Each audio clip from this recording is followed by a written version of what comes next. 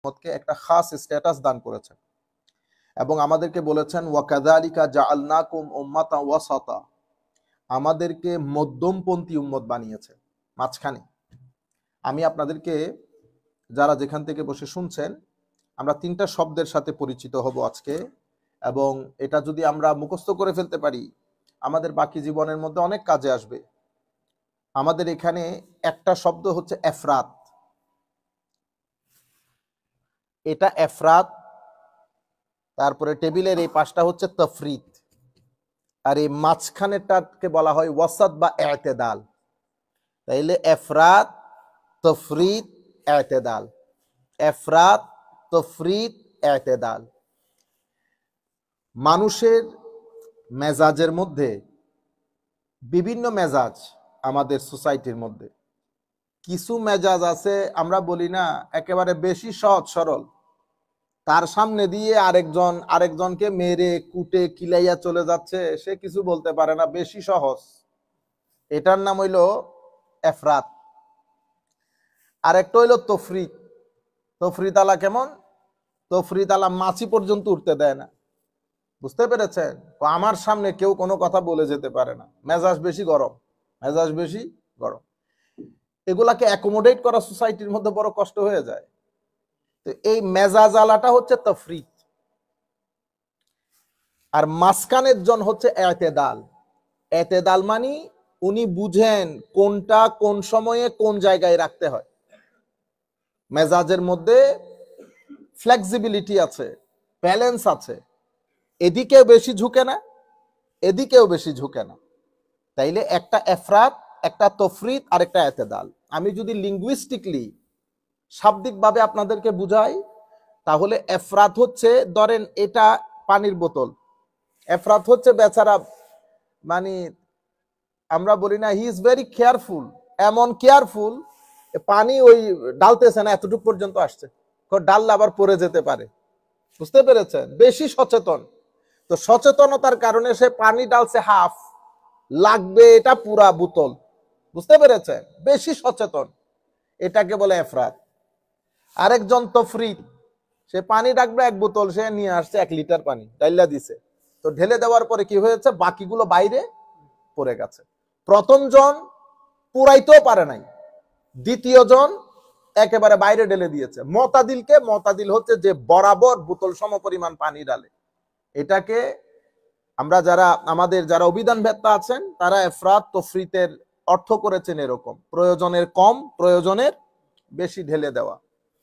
আমি যদি ডেমনস্ট্রেশন করি পবিত্র কোরআন থেকে, তাহলে আমরা এফরাত খ্রিস্টানদের কাজ।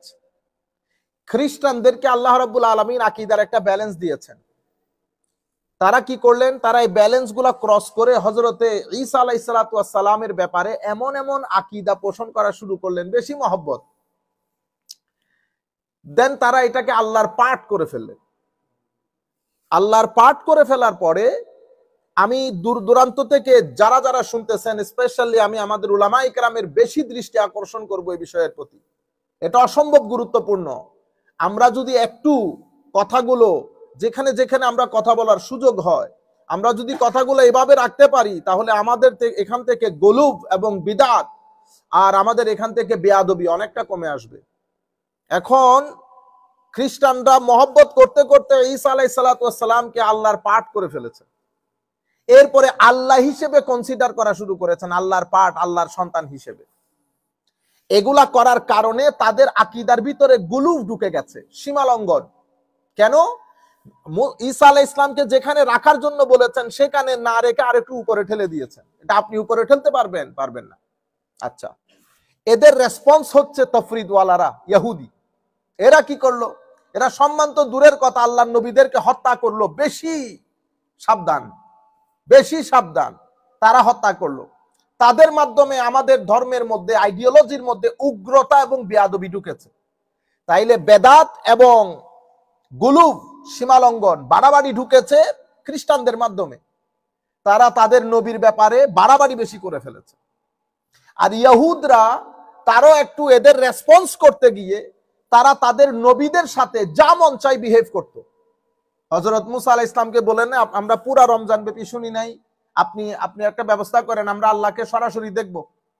3 দিন পরে আইসা বলতেছে আপনি আল্লাহকে বলে আমাদের জন্য জান্নাতের খাবার দাবারের ব্যবস্থা করেন। তাইলে মুসা আলাইহিস ইসলামের সাথে ধারাবাহিক, তারা বুঝতেছে না নবীদের সাথে বিহেভ কেমনে করতে হয়, মুআমালা কেমনে করতে হয়। বুঝতে পেরেছেন? একদিকে বাড়াবাড়ি হয়েছে, আরেকদিকে বেয়াদবি হয়েছে। এটা এফরাত করেছে, এটা তাফরিদ করেছে। এটা এফরাতের মাধ্যমে দ্বীনের ভিতরে এমন এমন জিনিস ঢুকিয়ে দিয়েছে, এটাকে আমরা বলি গুলুব, মানে বাড়াবাড়ি, বিদআত, এমন জিনিস যেটা আল্লাহ করতে নিষেধ করেছেন। তাফরিদের মাধ্যমে আমাদের দ্বীনের ভিতরে উগ্রতা এবং বেয়াদবি ঢুকেছে। মাঝখানেরটা হচ্ছে ইতিদাল। ইতিদাল মানে আমি একেবারে এখানেও যাব না, একেবারে এখানেও যাব না, মাঝখান বরাবর থাকবো। ইতিদালকে বলা হয় ব্যালেন্স। ব্যালেন্স কিরকম? আমার নবীর সাহাবায়ে কেরাম, আমার নবীর সাহাবায়ে কেরাম আমার নবীকে সর্বোচ্চ সম্মান করেছেন, কিন্তু কখনো আল্লাহ বলেন নাই। বুঝতে পেরেছেন? আমার নবীকে কি করেছেন আপনি দেখেন, আমার নবী সাল্লাল্লাহু আলাইহি ইসলামের থুতু মুবারক নিয়ে মুখে বুকে লাগিয়েছেন। আমার নবীর অজুর পানি, আমার নবী অজু করেছেন, অজুর ব্যবহৃত পানি সাহাবায়ে কেরাম নিয়ে মুখে আর বুকে লাগাইতেন। আমার নবীর নখ মুবারক সাহাবায়ে কেরাম নিজেদের সাথে সংরক্ষণ করে রাখতেন বরকতের জন্য। যুদ্ধে যাওয়ার সময় সাহাবায়ে কেরাম আমার নবীর নখ মুবারককে নিজের সাথে রাখতেন বরকতের জন্য। আমার নবীর চুল মুবারককে সাহাবায়ে কেরাম নিজের সাথে রাখতেন